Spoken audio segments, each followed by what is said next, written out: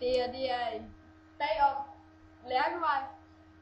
Den vej, som er med i TV2's serie af samme navn, Lærkevej.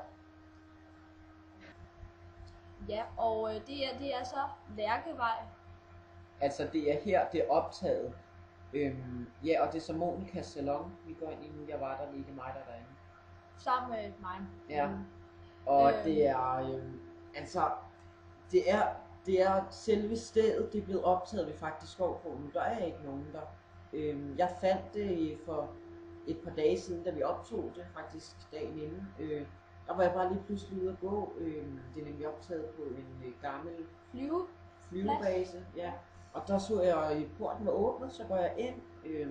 Der kører et par biler derinde, så ser jeg lige pludselig, at Lærkevej er der. Og det var så ret overvældende, og nu er vi så taget ned og filmet.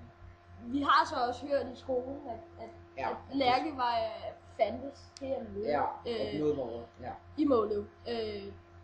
Faktisk ikke helt Måløv, det hedder Josef, men det ligger lige til i udkanten. Ja. Sådan, ja. Det er så Elisabeth Sachs, som jo er alkoholiker. Spiller alkoholiker, men det er jo også hendes herover der er vi så i læge. Ja, hvad hedder de? Borg-familien. Familien Borg, der har 2 børn. Og den ene hedder Kim, den anden hedder Astrid. Astrid er så lægen her, og hun har meget med, at folk, der gerne vil dø, de skal have lov til at dø en værdig død.